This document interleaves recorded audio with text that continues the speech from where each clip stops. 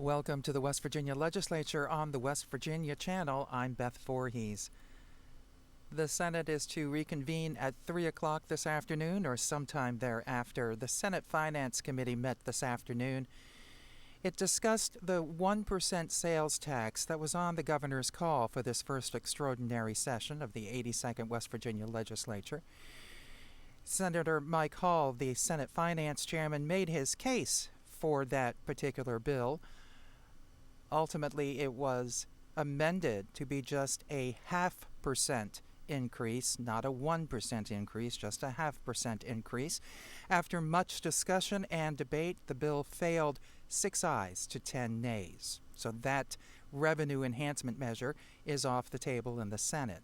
The Senate Finance Committee this afternoon did pass another bill originating in the Senate Finance Committee, another bill regarding a tobacco tax, this time at 65 cents per pack. It deals with only cigarettes, not smokeless or chewing tobacco. It did include the vapor liquid cigarettes, e-cigarettes, and it was passed at 65 cents per pack. However, the Senate is frustrated that the House has not passed any revenue enhancement measures, and so the Senate Finance Chairman told his members that this bill would not advance if the House indicates that it will not pass this bill. If the House indicates that it will pass, then the Senate will advance this new tobacco tax bill at 65 cents per pack. The governor has expanded the call of the special session to include 2 additional matters for legislators to consider. In a statement, the governor said, "Today I am amending the call for the extraordinary legislative session to include a Department of Environmental Protection rules bill. Although I remain concerned about the lack of progress on a structurally sound budget that does not take a significant amount from the rainy day fund, I recognize the importance of this bill the legislature failed to pass during the regular session. It includes new water standards for selenium limits that are vital to help our state's coal industry." Now, the House Judiciary Committee did discuss this bill this afternoon. The governor's statement continues, "I have also included a supplemental bill to allow the Boone County Board of Education to continue to meet payroll responsibilities while working toward a solution to address significant shortfalls caused by an unprecedented drop in local property tax collections. It is my hope that these bills can pass quickly and that work on the budget will not be delayed." That bill appropriates $2,174,591 to the Department of Education to give to Boone County schools. So that's the latest from the Senate and the House. The House Judiciary Committee was also taking up its new furlough bill. This is a bill that would allow the governor to furlough state employees under certain fiscal emergencies. We'll see if the bill that increases the tobacco tax by 65 cents will be reported to the floor of the Senate and what happens after that. The House meets at 5 o'clock and to take committee reports for that furlough bill, and also the Department of Environmental Protection rules bill will be reported to the floor of the House at 5 o'clock this afternoon when it goes into session. So we'll wait here and wait with us while we wait for Senator Bill Cole, Senate President Bill Cole, to gavel in the Senate for its afternoon floor session.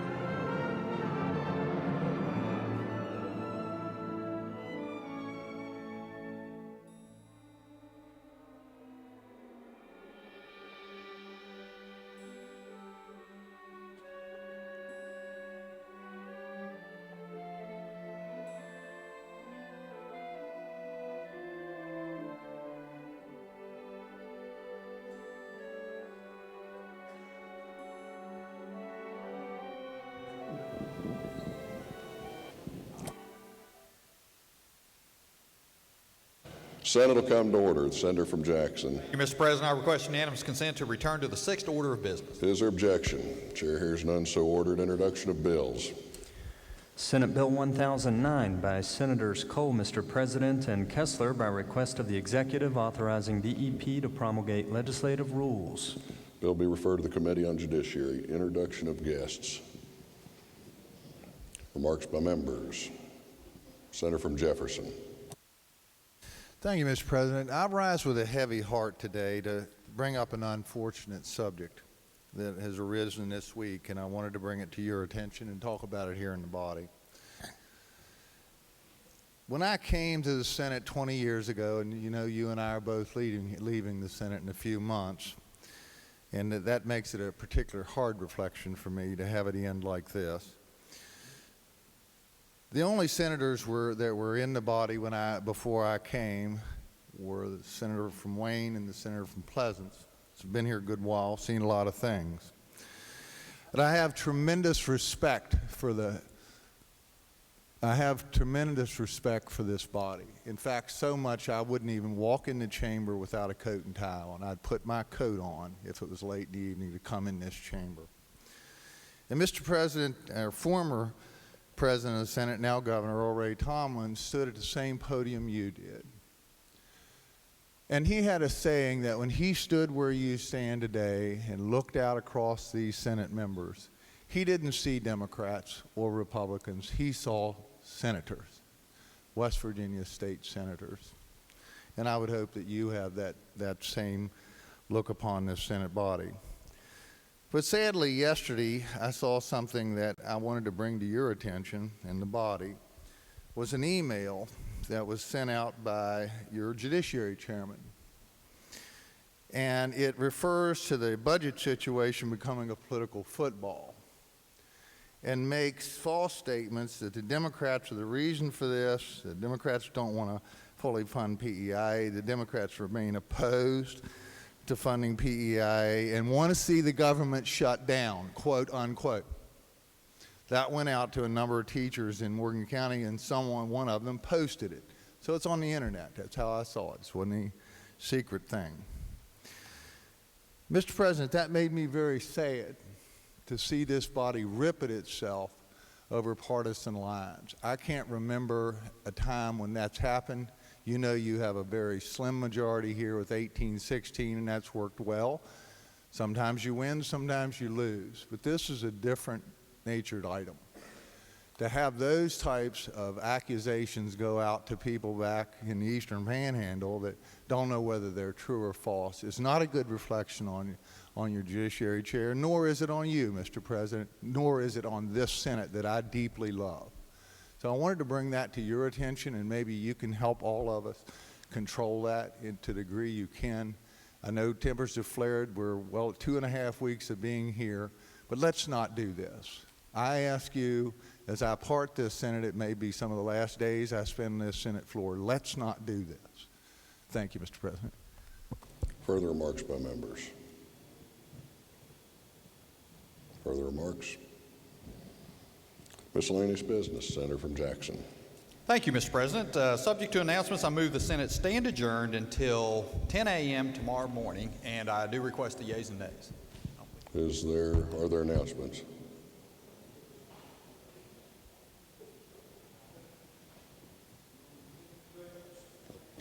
Senior Senator from the 4th. Hey, Mr. President, your Finance Committee will meet at 9 p.m. in the morning, and I believe 9 a.m. I prefer 9 p.m. And Senate Bill, I think it's 1008 will be on the agenda. I believe that's the one that's numbered. It's the one dealing with the Greyhound racing. Just to be clear, Finance at 9 a.m. tomorrow morning. I did correct myself and said 9. Did I say 9 a.m. or 9:30? I guess I said 9 a.m. 9 a.m., I'm sure of it. Further announcements? Further announcements? If not, the senator from Jackson has requested yeas and nays. Is there objection? Chair hears none, so ordered. Questions on the motion to adjourn until 10 a.m. tomorrow morning. All those in favor will vote yea. Those opposed vote nay. The clerk prepare the machine. Has every member voted? If so, clerk close machine, ascertain the results. On this question, 32 yeas, 0 nays, 2 absent, not voting. More than a majority of those present voting having voted in the affirmative, declare the Senate adjourned until 10 a.m. tomorrow morning. And a very brief Senate session there. The cigarette tax bill was not reported to the floor. That's probably being worked on and will be reported to the floor tomorrow. Remember that audio of tomorrow morning's 9 o'clock Finance Committee meeting is available on the legislature's website. The House is going back in at 5 o'clock in order to take further committee reports. The Finance Committee and the Judiciary Committee, at least, was working this afternoon, and we'll see if the House takes up any committee reports.